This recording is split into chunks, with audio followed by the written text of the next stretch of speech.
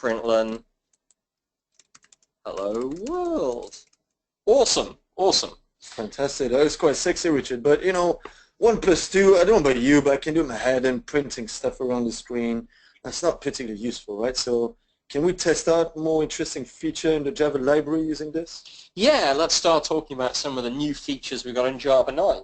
So one of the problems that Java's long had is very verbose, right? So let's suppose you wanted to just have a list with some strings in, which we're going to call some values. And if I want to initialize this, we'll create, say, a little array list here. And then what we're going to do is we're going to add in a value saying hello, and another value that's saying world. And notice that actually we don't need semicolons, so great, the code is slightly less verbose already. Slightly better in jshell. From come on, Java. Richard. This is taking so long just having an array list with 4 So values. it's taking, well, we've got an array list with 4 values. Okay, so that's kind of the very old school way of initializing an array list. And much later on in Java's evolution, I think we may have been in Java 5, they added another alternative for that. So something you can initialize in an array list of string by saying arrays.asList, and we could just say hello. I'm just going to just go hello world this time. So hello world.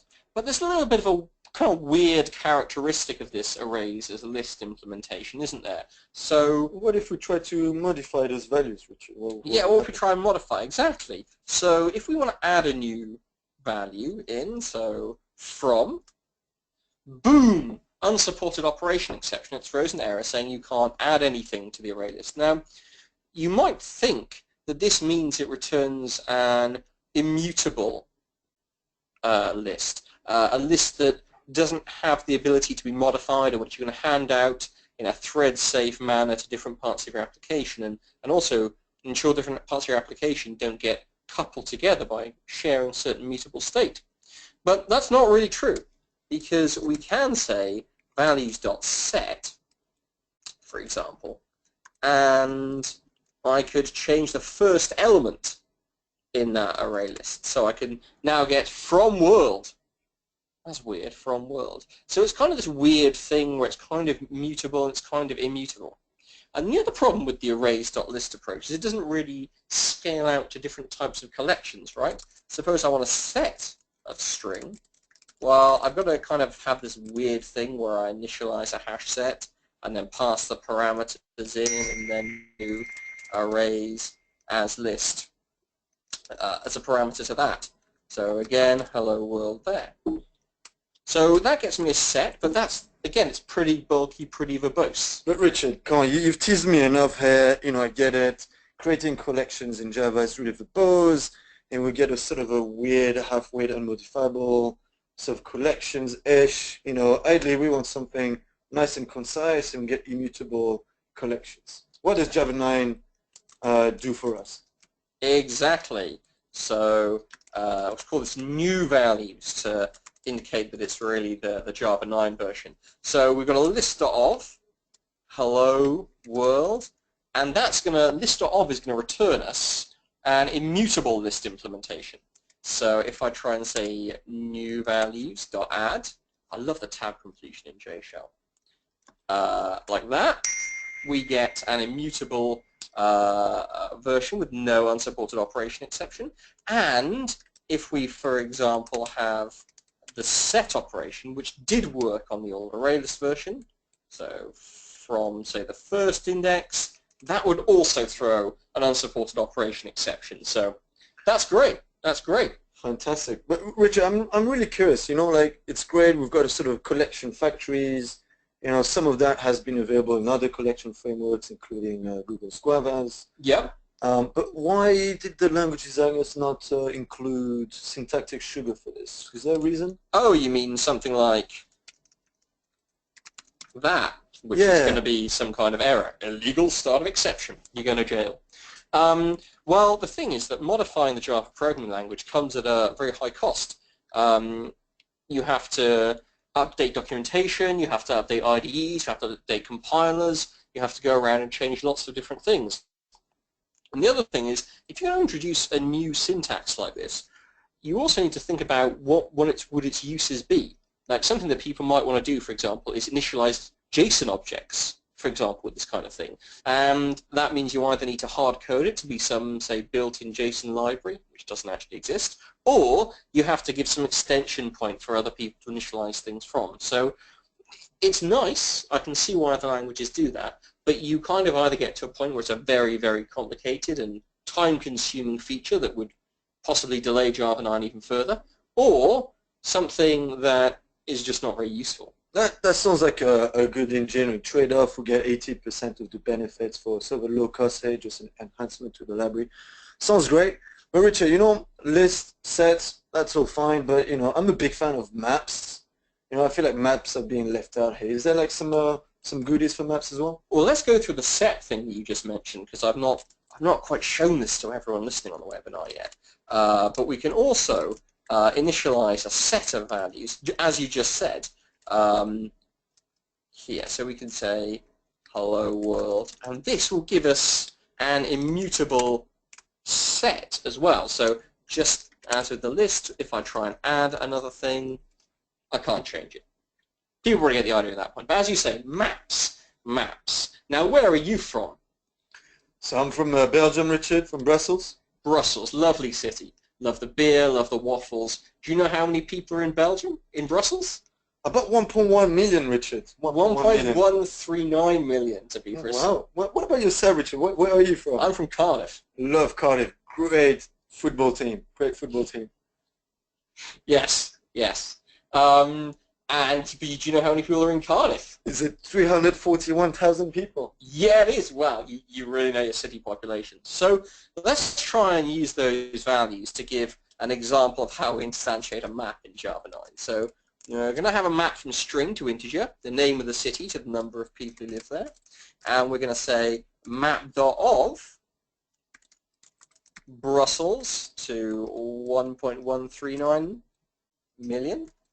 And Cardiff to 341,000. Awesome. If you're wondering what those underscores are, this is valid literals that were introduced in Java 7. It's quite useful to separate out the thousands here for that. Exactly. Now, what was added was a bunch of map.of constructors that took a key and then a value, and then the second key and then the second value. So, Richard, I don't know about you, but personally, I find it actually a bit confusing because we're mixing sort of strings and numbers and keys and values, so we got to get the order right. Is there anything else, you know, I'm thinking really in terms of entries when I think about a map? Is there another way to construct this? Yeah, you're right. So this kind of approach, A, you're flipping between the different types there, but B, also you can't have the var args of two different types one after another, so you need to have one kind of var args to support our initialization of arbitrary size maps. So let's write the same example using that version. What we've got here is an entry method. So entry will construct us a map.entry instance. It's a static factory method that's been added on the map interface. And in jshell here, we've statically imported it. That's why we don't have to write map.entry. Yeah, so we've statically imported here, which is kind of the idiomatic thing to do, but just to show you, it is really calling map.entry. And what we can do is we can say map of entries, and then pass in our different pair of entries. So Brussels, a number of people, and another entry from Cardiff with somewhat less people, but a better football team. Boom. Map.entries. Which is not just about football. It's not just about football. It's not just about football. What is it about? There's beers, there's a chocolate, and more importantly, hopefully you guys have a good idea of what are the enhancements to collection factories in Java 9. And I think we should switch to another topic, Richard, because collection factories are very interesting.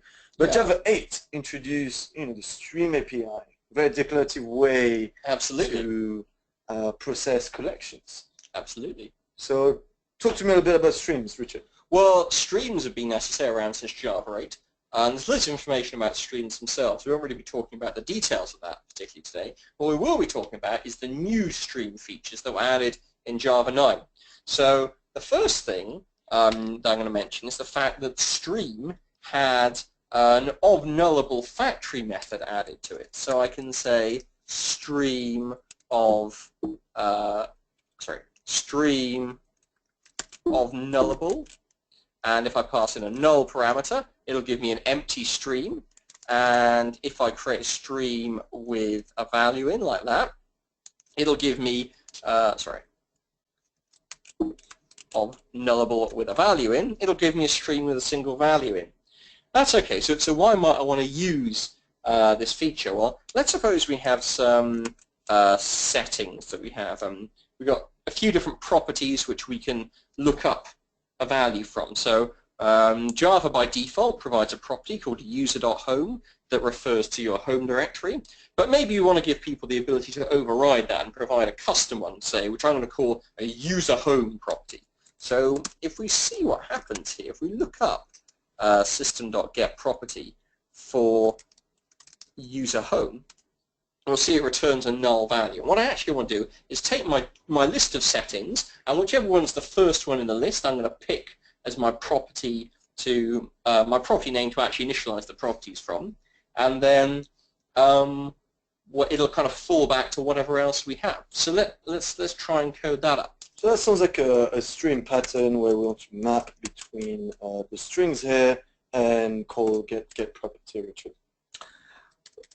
Very close, right? So we could map into the properties, and then we could filter out things that aren't nullable, that aren't null. That's a perfectly legit implementation. But I'm going to do it a slightly different way. I'm going to use our friend Flatmap here. And our Flatmap function is going to take a setting, and then in my Flatmap implementation, I'm going to say look up the property from system.get property, passing the setting in as a parameter, and then I'm going to say return me, if the property's null, return me stream.empty, and otherwise return me stream.of that property. Now Flatmap takes a stream, and it takes a map from a value onto a stream, and then it will flatten those values down. So if I just at the end call find first, I'll get myself an optional value back with your home directory. Okay? Fantastic. But Richard, that's really verbose, right? It's sort of this pattern of checking that the property is not null and providing an empty stream, otherwise wrapping it up. That seems to be a bit clunky to me. Exactly. And that's why the new stream of nullable method was introduced in Java 9. So I can take my setting and I can say give me a stream of nullable, get the property. If it's going to be have a value in, we can use that, and otherwise it'll be null and it'll return me an empty stream. And then, oops, sorry, let me just go through that again. And then I'm going to find first at the end. There we go, lovely. So again, I've looked up your home directory, but I could have done it in an overridable way. So, of nullable, what do you think? Fantastic, very useful, especially when you use it in collaboration with Flatmap. It's a pattern to have around. But I've been teaching you a few things. Can you teach me some things about Java 9 as well? Yes, so Richard, it's not just about of nullable. There's a couple of other methods that were introduced. So let's switch up the domain a little bit, and let's use a list of payments, right? Cool. And here, interestingly, I've got a list of ordered payments from the highest value to the lowest value. And what we like to do, maybe we're building a little accounting software here, and we like to be able to select all those payments that are greater than £500. So, Richard, one way of doing this is, again, let's use the Stream API, and we can use our good old friend, the filter operation. here that takes a predicate as an argument. Okay, so finding values, finding payments that have over 500 as a value or greater than or equal to 500, and then collect to a list at the end. Lovely. Fantastic. But is it really fantastic, Richard? Because we can sort of leverage the fact that our source here, the list, is already ordered. So filter is a bit expensive here because we have to go through all the elements in the source. Yeah. But surely, because those elements are ordered. Does it matter here? I mean, there's only, what, 1, 2, 3, 4, 5, 6 payments. In that case, hey, it might not be an issue. But if you had, business is going really well for you, and you've got, a large number of payments, then there's a cost that you may pay here for going through each of those elements in your source. Right, I see.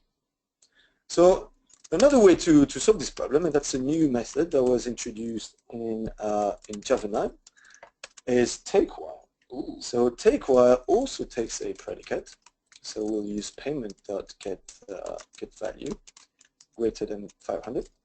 Yep. And it's going to keep on selecting elements until that predicate still evaluates to true. As soon as it evaluates to false, then it exits and we've got a prefix of a stream. So this is quite handy for the scenarios where you know that your source is ordered and you can leverage that fact. Nice, nice. So this is takeWhile, and there is the little sister of takeWhile that is called dropWhile. And dropWhile works the other way around, so it's going to drop elements until the predicate here values to false. So here we're only left with the tail, if you wish. We've got 300, 100, and 0 because we dropped all the elements that are higher or equal to 500. Awesome. So those are quite useful methods to have around for those use cases. But it's worth noting that if you're using parallel streams, then those methods might actually be quite costly because you need to coordinate all the different threads. You need to coordinate the order of the source for the produced result. So if you're using parallel streams, then watch out a little bit when you use takeWhile and dropWhile. Fair enough. So one other method which, I've seen used a lot with stream, but is problematic because it often creates an infinite stream, is stream.iterate. Infinite streams, don't we love that? So stream.iterate, Richard, is another factory method that lets you build up a stream of elements. So you take an initial value. So for example here, I may wish to build a stream of numbers starting from 1 and then increments of value in a cycle and so on. So if I run this code, Richard, what we'll see is that actually we get an infinite number of elements here, right? So that's not particularly useful. So in practice, what you often see is that iterate is used in combination with limit. Another method, limit, which lets you truncate the size of a stream. So maybe here I'm going to say, hold on, I actually only want 5 elements. Okay, so limit's nice if you want to truncate based upon the number of elements. But what about if you want to truncate based upon the value in the elements? Because often when you iterate, it won't just be 1, 2, 3, 4, 5. I mean, we can always use stream.range for that. What we want is the ability to perform some kind of criteria on the value. What about filtering? Yeah, so let's try this out. So maybe, we'd like to find all the sort of even numbers and maybe filter and only select those that are smaller than, let's say, 20. That's something we might wish to do. Yeah. Combine a sort of incremental logic with a condition. So if I run this, unfortunately what we'll see is that actually the stream here didn't exit. It's just still an infinite stream that kept on running. So I press Control-C here to stop the execution. But if you use filter, you'll see that actually we still get an infinite stream, but then filter is just selecting those elements that are lower than 20, but you still get an infinite stream, which is not particularly useful. Again, so one thing you can do is use a takeWhile method, which we've just described, and that's going to truncate the stream head to something of a bounded size. Excellent. And you didn't press Control-C that time, And right? I didn't. But something else that was added in Java 9 is a sort of overloaded version of iterate that takes a condition. So using iterate with takeWhile, again, is a little bit clunky. So instead, we can use a different syntax here, which is a bit analogous to list comprehensions if you're familiar with that in other languages. And each array here would take a condition indicating when should the stream stop, together with the incremental operation here to build up the stream. Fantastic. So that's the other addition to Java 9 related to the Stream API, Richard. Oh, that's really fun. Right, so iterate's now a lot more useful with that predicate. And we also have the take while, the drop while, and the odd nullable. But when streams were introduced in Java 8, another key library change was introduced at the same time, right? Collectors. Collectors. Are there any collector improvements that we have? Indeed. So to talk about collectors, let's look at this sort of a domain that we've got going on here. So we're going to keep with payments and expenses. And here what we've got is a list of expenses. An expense has an amount, a year, and a list of tags, just so we're able to maybe search through a list of expenses, for example, food and entertainment. So collectors are quite a useful way to transform a stream into a container form, such as a map or a list. So just so everyone's on the same page, just do a quick recap about collectors. So maybe I want to stream my expenses here. And what I like to do is to build a map widget that goes from the year to the list of associated expenses. So we're going to group by the expense and the year. So if I do this, we'll see that we get a nice little map here that's produced, and it shows me that in 2016 we had 2 expenses. In 2015 we had only 1. Fantastic. That's what we can do with collectors, and you can even go one step further. You can even compose collectors together. So there's another one here called summing long, and we're going to indicate a extraction function here to indicate what do you actually want to sum up, and we're going to use the expenses amount, for example, here. So if I do this and we get the bracketing right, we'll see not amount but get amount. We'll see that we get £2,000 worth of expenses in 2016 and £700 worth of expenses in 2015, Richard. Okay, that's cool. So you've shown here how collectors are composable. But what if I want to do something a little bit more complicated? So suppose I want to sum up all my expenses, but only the really, really expensive expenses, like the big items. How much of my expenses were the big items versus the little items? What can I do for that? So you want to do a bit of a filtering, Richard. So yeah. Let's to keep it simple here, we're just going to use a filter method. And what we're going to say here is that we're going to take an expense and we're going to ensure that its amount is greater than £1,000. Yep. Then we'll collect and we'll be grouping by the expense year. Okay, so let's just build a little map just so we get a feel of how things are working here. So if I run this, Richard, you'll see that we have 2016. Got one expense here that has an amount of 1,500. Right. But there's a bit of an issue here because we lost some information. We've lost the fact that actually in 2015 Hang on. we had nothing. Your water bills, your utility bills are £1,500. How much water are you using? And Richard, I have a jacuzzi at home. That's very nice. In Cambridge, that's what people do. They all have jacuzzis. But great point, Richard. But also, aren't you not curious why we don't have 2015 here? We kind of lost this information. If we build a statement here, we'd like to show that in 2015 we have no expense, right? Oh, right. Yeah, you're right. So we've lost the key for the grouping by because there are no values when we filtered them. Precisely. So filter is going to build up a stream, and those expenses here with the key 2015 are already filtered out. So by the time we collect, we can't use them. So Java 9 introduced another collector, particularly for this scenario, and it's called filtering. And filtering also takes a predicate as an argument, an expense. Here we're going to check that the expense amount is greater than 1,000. Fantastic, and we're going to collect those into a list. So if we run this code, what we'll see now is that we have the key 2016 with one expense greater than 2015, but we also preserve the key from the original source of purchases here that indicates that in 2015 actually we had no expenses. So right, filtering collector useful for that scenario. Cool. But, what other things can we do with streams? Well, Richard, maybe one thing we'd like to do here is to extract all the tags related to all the expenses we've got here going on. So I'd like to produce a list that tells me all the tags that I've got, such as utility and entertainment. Food, entertainment, travel. Excellent. So what maybe we should do here, we'll get a stream of expenses. We'll call map, text my expense, get the tags, and then we'll collect that stuff to a list. Okay? Okay. Right, so you've got a list within a list. Now, we didn't really want a list of tags, we want a list of tags. So that indicates that perhaps you should use the Flatmap stream operation that flattens down these values earlier.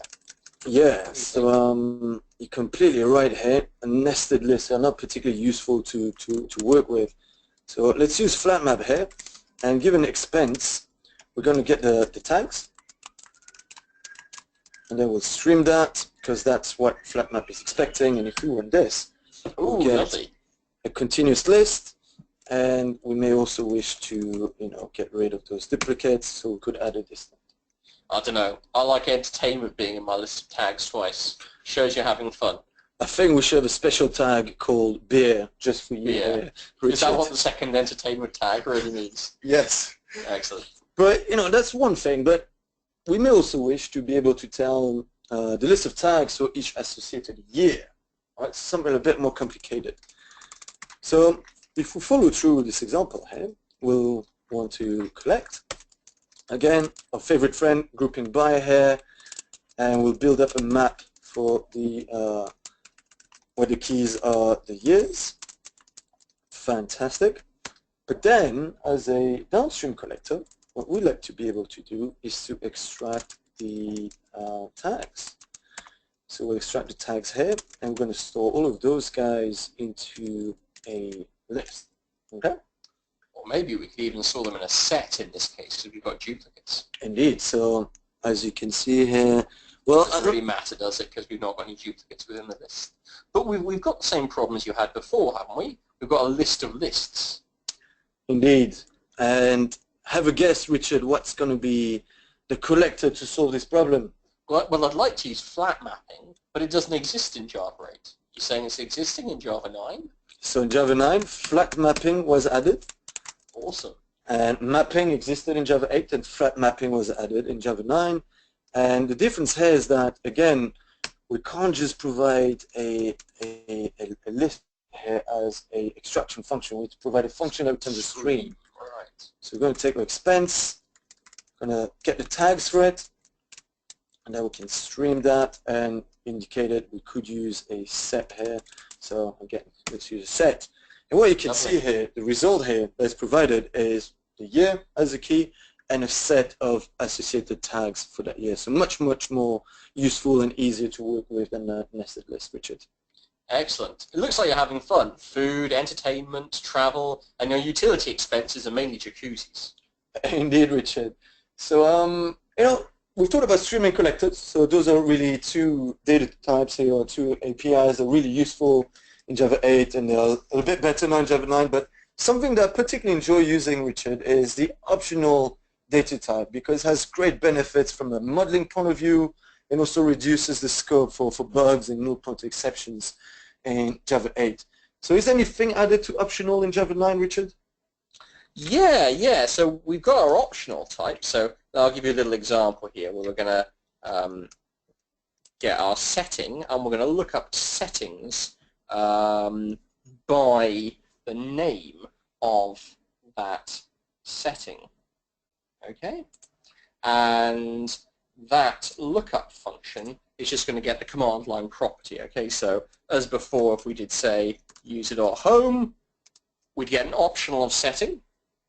So suppose someone had refactored and evolved our earlier example of looking at properties and wrapped it in this setting domain class. And that optional value is modeling the idea it may be present or it may be absent. So if I say look up the setting by name, plot some gobbledygook in there, we're getting an empty optional. So a box that might contain a value, or it may not contain a value.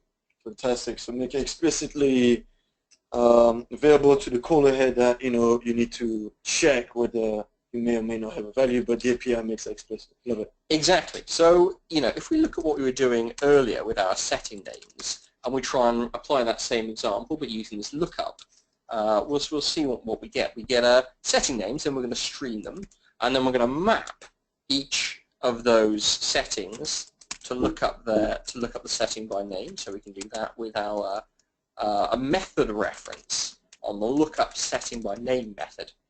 But then we have a problem, right? Because we want to pull them out. So we want to have this pattern where we say we'll filter those settings to say the optional value is present.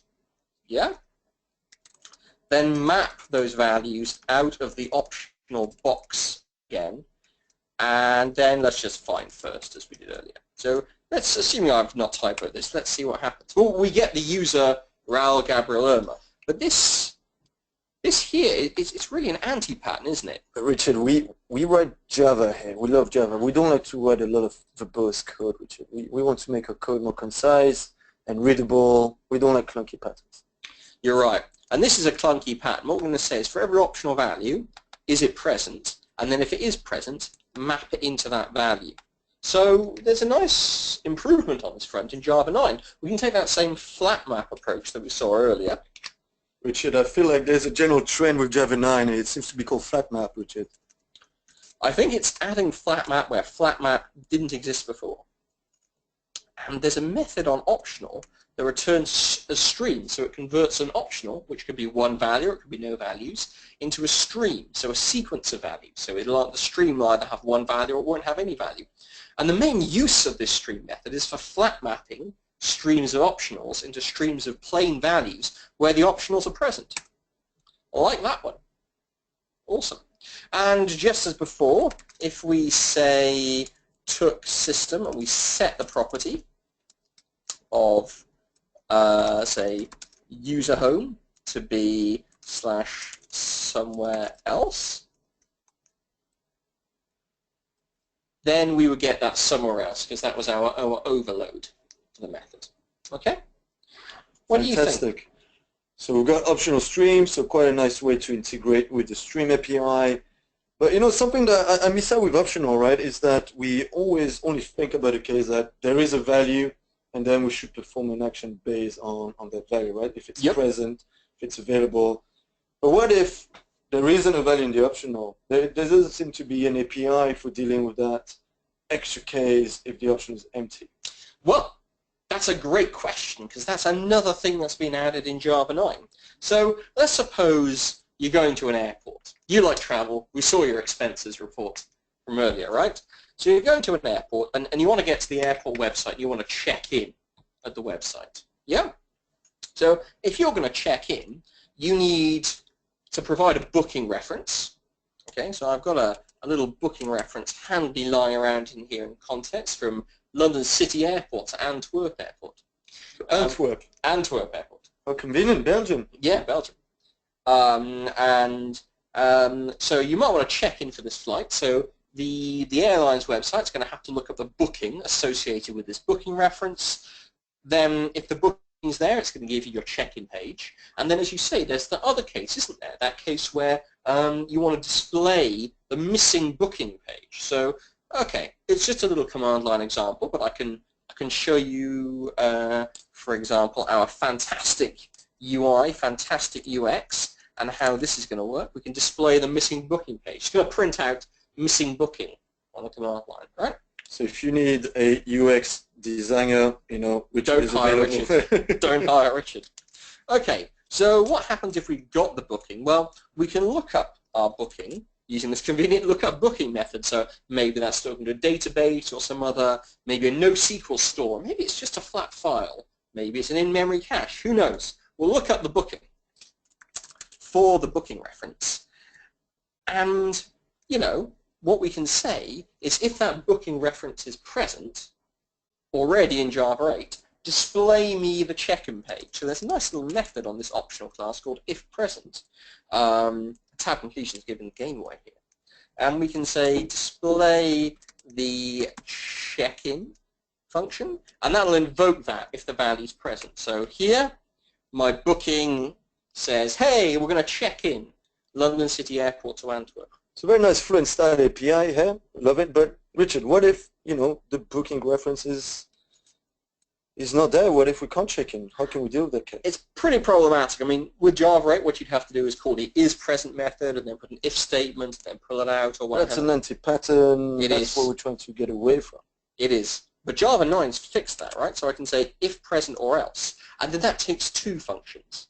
The first function to display the check-in page if the value is there, and the second one to display the missing booking page.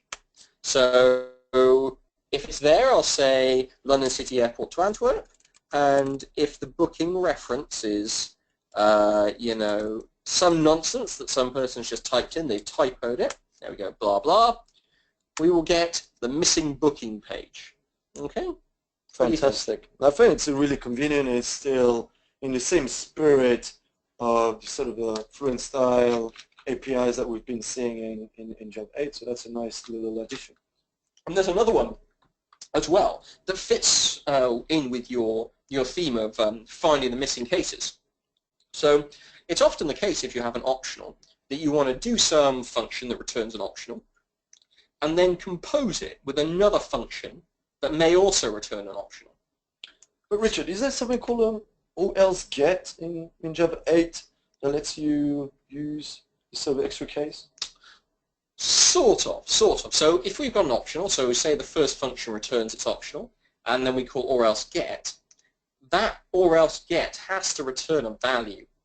It can't return an optional itself. So you can't say, well, if we can do the first one, then try this other thing, but that second thing may also return an optional value. I understand, so we lose the composability benefits. So let's introduce a domain to make things a little bit more concrete. Let's suppose we have a client, so I'm just going to declare this local variable, so say a client, and we've got a couple of things. We've got an internal company database of clients, and if the company database, so that's a company name, if the company isn't in the internal company database, we also have an external database that we can look up their address from. Suppose it's a new client.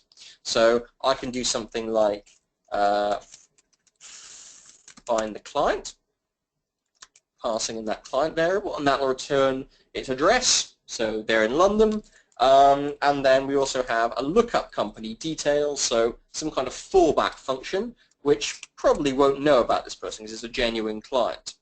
But it can return an optional.empty, and then suppose our client was another company, so just a different company, not a direct client. That would be a situation where our find client was failing, and our lookup company details returned to say they were in Cambridge. But there's also this third case, right? Best city, though. Best city. Best city, thanks. So there's a third case, which is, again, there's some error on a form, some entry error, and the find client fails, and the lookup company fails as well. So how do we get the or-else get composability, but also be able to return an optional as well? And this guy has a great name. Very, very simple. Let me think about this, Richard. It feels like it should be an or something. Is that? Just or. Just or. Just or, yeah. Wonderful. So let's take our find client function, and that will look up the client, and we'll say or another function that gets called to provide an alternative optional. So we'll look up the client, or we'll look up the company details for the client as well, like that. So here we've just got the gobbledygook input for our client, so it's going to return us an empty. If we said the client is a client, like a genuine client that we know, we'll get their address from London. And if we said the client was another company, so somebody who wasn't a direct client yet, but someone we need the address of, it will look it up from the backup function. There we go, and they'll be in Cambridge. What do you think? Oh, really nice. A few additions that make optional easier to use and more composable, especially if you adopted the option of data type across your code base and make it more convenient to use. Absolutely excellent. There were, in fact, other changes that were being talked about for the optional data type in Java 9. For example, there was some discussion about removing or deprecating the get method from optional, but I don't think that's going to happen in Java 9. It doesn't look like it's going to make the schedule for it. Maybe Java 10. Maybe Java 10, but at least there is some discussion on being deprecated to slowly encourage people to choose alternatives to not get that check explicitly for the case that the option is empty or not. Yeah, yeah. But Richard, so we've talked about quite a few data types here. We talked about streams, we talked about optional, we talked about collections, we talked about collectors as well. Is there anything else in Java 9? Is there anything else in Java 9? Well, I know about Java 9, but there's this kind of one bugbear that I've heard people talk about from Java 8, and that's the completable future data type, right? So completable futures, they're a bit similar to an optional, a way of wrapping up a value that might be present at some point in time in the future. Completable future, that sounds quite fancy, Richard. And because it's so fancy, we unfortunately cannot use jshell anymore, but we'll use... Too fancy for jshell? Too fancy for jshell. We're going to need a full-fledged IDE here. And to introduce completable future, I'm just going to run you guys through the little code example we have going on here. And Richard and I, we decided to, ditch the Java training business and do some import-export type of business. Okay. And but only for the purpose of this code sample, right? Only for the next 5 minutes. Okay. And what we're going to do here is to look at different products, find the best price for it, and calculate the amount using a local currency. What you see this code here is really nice and fluent, and that's making use of the completable future. Each of these methods here, for example, lookup product by name, returns a completable future. Find the best price also returns a completable future. And what completable future lets us do is to compose different services that are blocking but makes the data flow explicit. So here we look up a product, we compose it by finding the best price associated with it, and then we can combine this completable future with another service that is looking at the exchange rate for a currency. All right, that's nice. So do you want to give it a run and we'll see what happens? Oh, awesome. So you're importing Nexus 7s into Swiss francs. This is awesome because A, Swiss francs are my favorite currency because they're called the chuff, and that's a great name. B, you've got a time that's flukily an exact power of 2, 1024.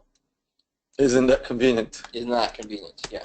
So if we run this again, you'll see that the time is changing because the service here may respond quicker or slower, and so the network. Who knows?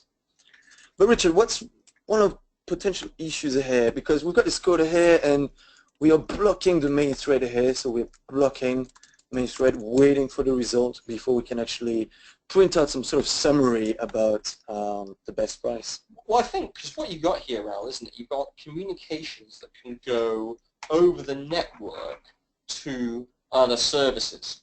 And it's been known for a long time, at least, well, approaching 20 years or so, that the only way of accurately detecting failures in remote systems is by putting timeouts on those calls, isn't it? It's come from the good old Fisher-Lynch-Patterson result. Indeed, so it's good practice to have timeout anytime we're querying blocking services in the case that they don't respond. Yep. So there is the method get available here that lets you incorporate a timeout. So we're going to say, for purpose of this example, we are willing to wait for 500 milliseconds, and we get a bunch of red line because a bunch of checked exceptions are being thrown here. So let's just add all of these to the signature. Oh man, that sucks. That sucks, yeah. It's really ugly. So join was a method added which turns us checked exception to unchecked exception, so slightly further. But join doesn't have the timeout on, right? Unfortunately, join doesn't have the timeout, so that's why we have to use get. And if you're on this code now, you'll see you get a big fat timeout exception. Timeout exception. So it's kind of worked. That's good. But there's a little bit of an issue here, isn't there? Because when you put that get, that's going to time out the whole chain, isn't it? Indeed. So the main thread here is going to be blocking. So we're losing the benefit of using sort of asynchronous computation here. Ideally, we'd like to be able to release the main thread so it can be doing some other work until the lookup is being done. So a more idiomatic way of doing this would be to set up a callback, then accept, which will take the local amount. And given this local amount here, we'll register a callback, which is the work to being done once we've got a result. So we've got a print summary here, take the local currency, it's taking the product name, it's taking the time, and finally the local amount. And let's stitch the get here for a little second. And at this point here, the main thread here is released and could be doing some other work. So we could here do some other work. For the purpose of this example here, we're going to call join because we do have some useful work to do.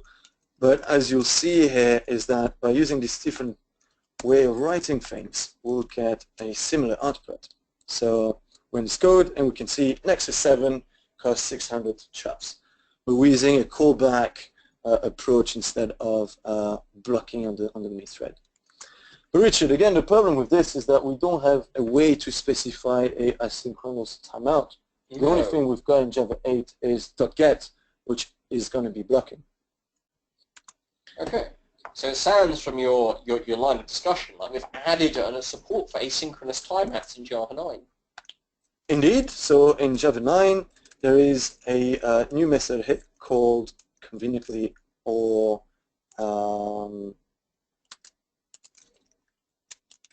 timeout, and it takes also the time that you want to timeout for, and then the unit here in our case, milliseconds. Nice, nice. Fantastic. So that time unit is coming from the Java util concurrent package, and it's been the time unit for loads of things for ages in Java. And the other benefit you can see about timeout is that it's chainable. It returns another completable future, so we can use it at any point here in a computable future pipeline, something we couldn't do with .get. So if we run this code here, what we'll see is that we also get a timeout exception, but it's chainable and it is asynchronous. But Richard, you know, those timeout exceptions are useful. We could get a completable future to explicitly deal with it, but what if we want to recover from this timeout? What if, you know, if we wait for too long, it'd be quite nice if we could tell our customers, you know, guys, it's taking ages for us to give you a price. We're going to give you this product for free. So another method that was added here to recover for the case that there is an exception is called complete on timeout. What complete on timeout does here is to provide a default value in the case that we're timing out. So for example, we're going to say, you know what, we'll give it for free, 0, and we're going to time out for 500 milliseconds. And we want, actually, you know what, let's provide a price here in dollar, so currency USD, and it's going to be free. So if we run this code, what we'll see is that we've managed to recover from this exception here, but the price is 0 because we timed out and we're providing the product for free. We're too nice. I think we'd be out of business if we were doing this, Richard. Yeah. So those were the two additions to Completable Future, essentially support for asynchronous timeouts. Fantastic. So I think that reaches the end of this this webinar, Richard. So would you like to wrap up? Yeah, sure. I mean, in this webinar, we've learned about a bunch of different features in Java 9 that are things that you can make practical use of in your code without making kind of a big picture application change, like say Project Jigsaw would require you to. So we've talked about collection factories, adding a little bit more syntactic sugar for creating collections. We talked about the stream improvements, which let us have a couple of kind of missing features from streams that were added. Same with collectors, optional, and also a little bit more safety on the completable future by adding asynchronous timeouts. Now, if you were interested in those topics, but perhaps you didn't get a chance to catch all the gory details as we were talking, we've got a bunch of articles on our website, on iteratorlearning.com, covering these topics in more detail. and the code examples are there, the text is there. So, feel free to talk about that, or feel free to contact us if you've got any other questions about those kind of articles by emailing contact@iteratorlearning.com. If you're interested in any of our Java training courses, we run them in-house at your offices. We can cover modern development with Java 8, so talking about the Java 8 streams, API improvements, functional programming, how to make your Java code better. We talk about reactive and asynchronous Java as well, so looking at things like completable futures, actors, reactive streams with RxJava as well. So lots of really useful kind of big picture application concepts there. If you've got a kind of cross-training a team over to Java, or some graduate developers who kind of really want to get good at Java, we run a 3 or 5 day Java software development masterclass, and we also have courses on secure programming and Scala as well. Fantastic. So hopefully you guys found this very interesting, and we'd like to thank eSynergy Solutions for organizing the webinar and sponsoring it. So thank you very much, and we're going to take any questions that you may have, and we'll hand over to eSynergy as well. So any questions? Change presenter, and we're going to give it back to eSynergy. Great.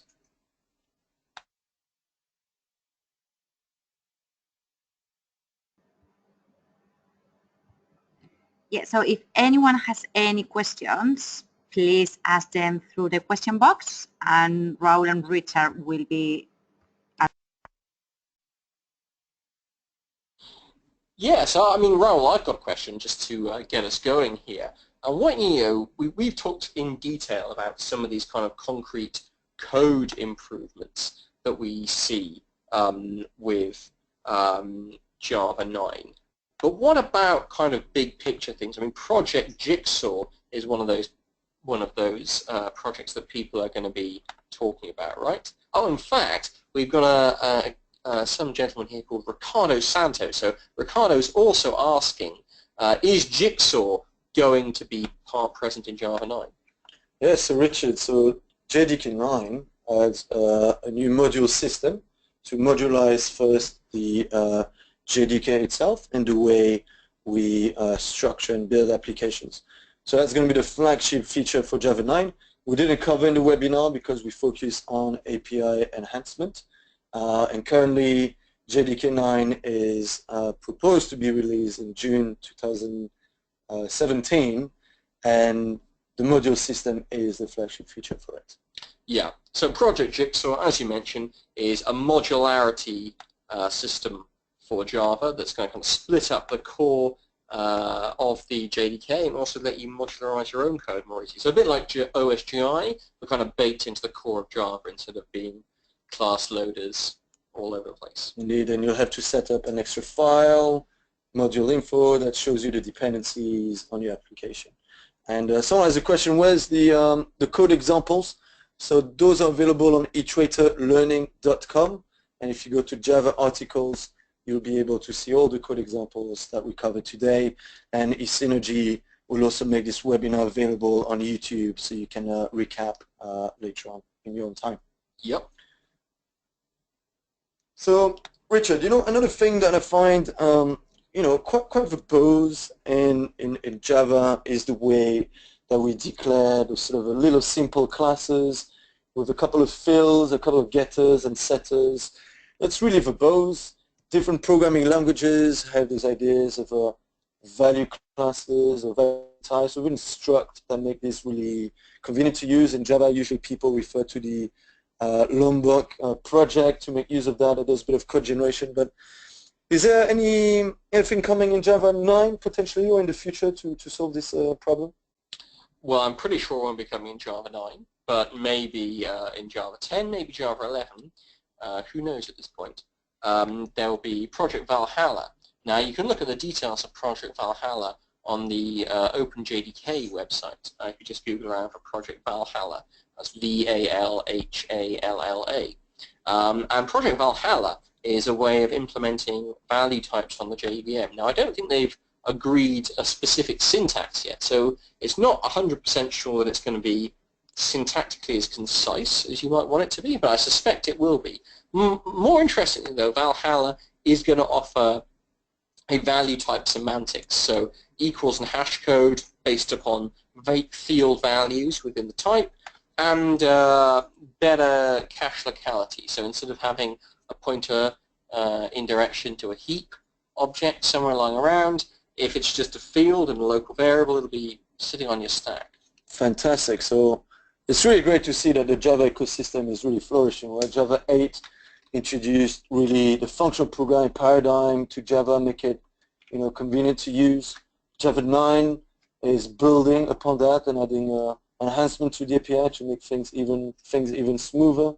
Also adding a module system, and Java 10 focused on the performance in line with abstraction. So really good stuff coming in the future of Java. Great. So are there any other questions, Richard? I don't think there's any other question, and it's already 5 o'clock. So I think we've passed the 1 hour mark. Yep. And we're going to wrap up this webinar. So please get in touch with us or eSynergy, and I'm sure they will relay any questions you have back to us. It's been a real pleasure, and speak to you guys very soon. Thank you very much. Bye.